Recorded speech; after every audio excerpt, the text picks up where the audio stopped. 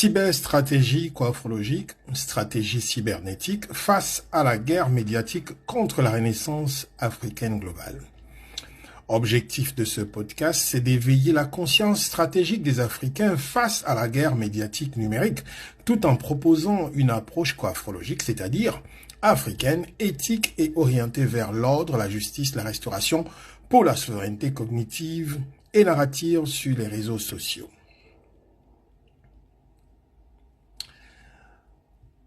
Bienvenue donc dans ce nouveau podcast. Je suis Mpeken Tonga Metilame Yodi, le fondateur de la coiffologie, la nouvelle science panafricaine pour la restauration, l'ordre, la justice, la dignité et la renaissance africaine globale. On va commencer donc ce nouveau podcast en se disant que nous sommes entrés dans un champ de bataille.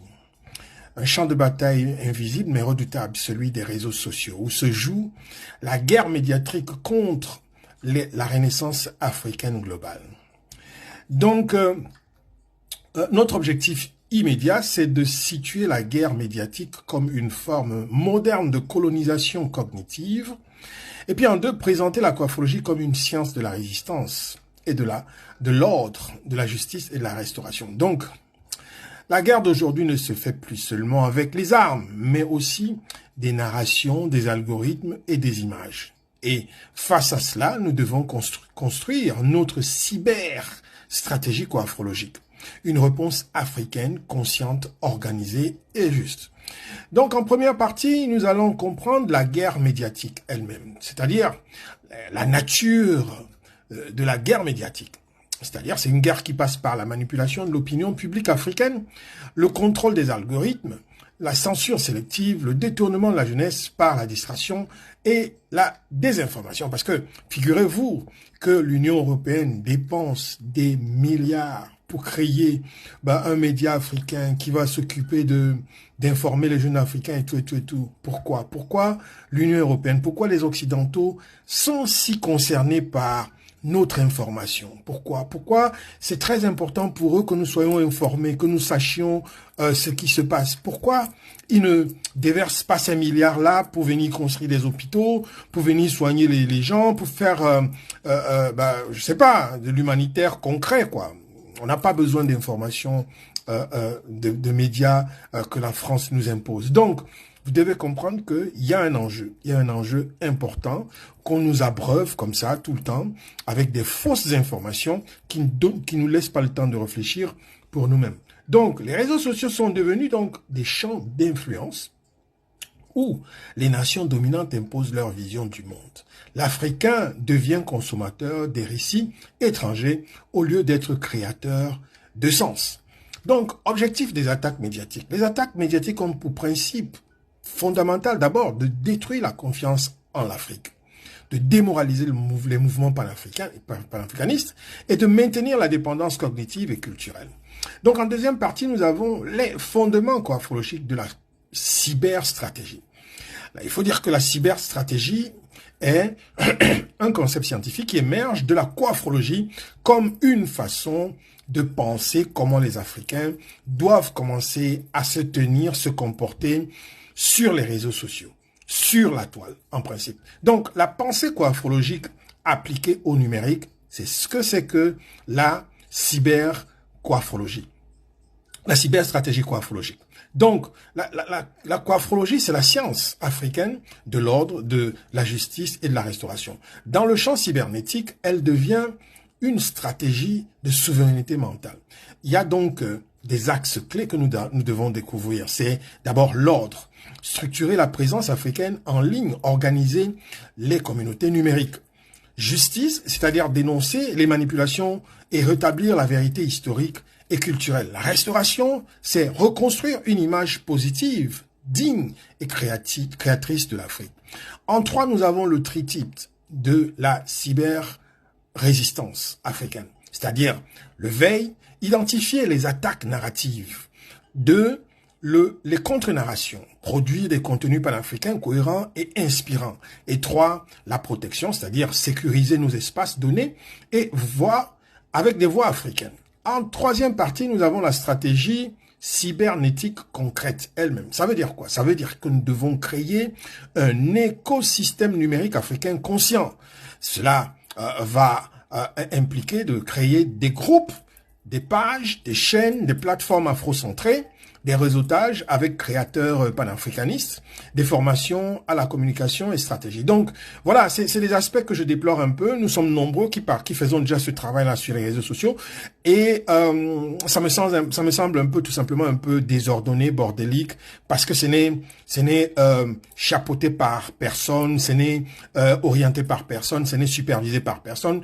Ben, chacun est là sur les réseaux, il se réclame d'appartenir à je ne sais pas quel groupe panafricanistes, et j'en passe et d'autres, mais parmi les panafricanistes, vous ne voyez pas vraiment cette once de soutien, cette once d'empathie entre panafricains, mais c'est comme si certains groupes sont en rivalité avec les autres, et on se demande, mais est-ce qu'on va arriver si on se comporte comme ça?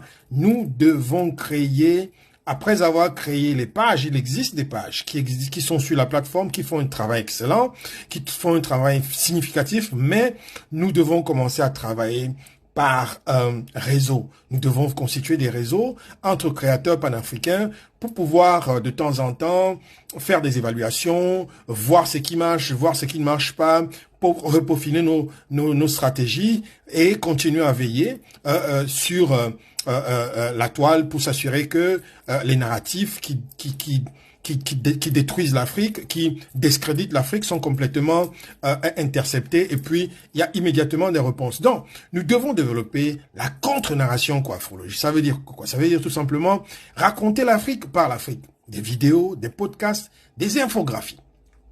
Je tiens à vous rappeler que vous pouvez faire des infographies. Allez sur Canva. Canva vous permet de faire des infographies gratuitement. Vous pouvez faire des infographies, vous pouvez faire des choses. Vous pouvez même faire des infographies de l'AIE. Il suffit de commander, de dire ce que vous voulez. Mais nous devons avoir notre narratif sur les réseaux sociaux. Et l'infographie, parfois, est aussi une méthode pédagogique qui est très puissante, qui est très forte, parce que c'est des images qui sont là, des termes, des mots qui sont là, qui vous rappellent quelque chose, et puis vous savez exactement ce que vous devez faire. Donc, il y a la sécurité numérique et discipline cybernétique. Nous devons avoir une certaine sorte, un sens de discipline sur la toile. Par exemple, il faut former à la protection des données personnelles. Parce que vraiment, on a vu souvent ici des situations où les intimités des gens sont comme ça déchargées, utilisées, manipulées, et même par chantage et harcèlement sur les réseaux sociaux. Ça, il faut contrôler ça, il faut qu'on arrête ça. Il faut détecter les fake news, éviter les manipulations émotionnelles. Ah ben ça existe, il y en a beaucoup. Il y en a beaucoup qui sont là. Il faut qu'on détecte ça et puis on dénonce ça immédiatement. Déconstruire une éthique, construire une éthique numérique africaine basée sur respect, vérité et responsabilité collective. Et puis en 4, nous avons ça veut dire on a un besoin de mobilisation et d'action. Mise en place de cellules cyber-coiffologiques. Donc, chaque communauté panafricaine doit avoir son noyau de veille médiatique. Un groupe de jeunes formés à la détection, à la riposte, à la création de contenu restaurateur. Et puis, il faut faire un lancement il faut aussi penser à faire un lancement du réseau cyber-coiffologique global, c'est-à-dire un outil qui va avoir pour objectif de coordonner la défense narrative africaine à l'échelle mondiale. Et puis, nous devons avoir les moyens, c'est-à-dire c'est des webinaires, des formations, des outils collaboratifs. Donc, voilà. Et on va donc conclure ce podcast en lançant un appel à l'action, c'est-à-dire la guerre médiatique n'est pas une fatalité, elle est une épreuve pour notre intelligence collective. Avec la stratégico-afrologique, nous passons à de la réaction à l'action. Nous reprenons la parole. L'image et la dignité de notre continent deviennent contrôlées. Appel final. Rejoignez la cyber-alliance coafrologique. Formez-vous, produisez, défendez l'Afrique et avec intelligence, bien évidemment, et amour. Voilà. Donc, la structure de notre podcast, c'était donc questions. Voilà, si vous avez des questions que vous voulez répondre, nous poser, n'hésitez pas à nous les poser. Nous allons répondre, même en off, nous pourrons vous répondre. Voilà.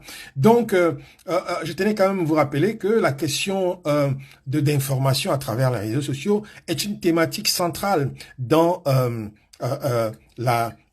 la politique du président Ibrahim Traoré. C'est quelque chose qui lui tient terriblement à cœur. Nous aussi, parce que nous voyons les dégâts que cause le métier de journaliste, du journalisme traditionnel sur toute forme de révolution, toute forme de renaissance africaine que nous essayons de mettre sur pied, qui sont comme ça sabordés par l'action de ces journalistes qui, même parfois quand ils se font appeler panafricains, ils ne le sont pas, parce qu'ils reproduisent les narratifs des autres, parce que c'est venu de l'AFP, parce que c'est quand ça vient de là, c'est. Et puis il y a aussi qu'il faut pas oublier de se le dire, la majorité des journalistes africains sont reçoivent des subventions, des bourses, je ne sais pas quoi, de l'Union européenne pour justement continuer à maintenir le statu quo. Ça, on sait ça, mais il faut que ça s'arrête. Voilà pourquoi notre armée qui se trouve sur les réseaux sociaux doit se mettre au travail et doit travailler d'arrache-pied. Mais pour cela, nous demandons aussi que les gouvernements africains, les gouvernements panafricains, africains, nous soutiennent, parce que ce dont je vous parle là, que nous devons mettre sur pied, nécessite des moyens, des gros moyens. Et nous sommes ici, nous investissons dans ce travail parce que c'est un travail que nous devons faire à temps plein, de façon régulière. Sinon, on ne s'en sort pas. Parce que sinon, nous n'avons personne qui prend la responsabilité de s'occuper de cet aspect de la lutte, du combat que nous devons mener en ce moment. Et en ce moment, nous, on est obligé de le faire, en attendant que les autorités africaines prennent la responsabilité. Et on ne sait pas comment ils vont faire ça, mais tout ce qu'on demande, c'est qu'il y a beaucoup d'activistes, qui font exactement ce travail-là, ici sur les réseaux sociaux.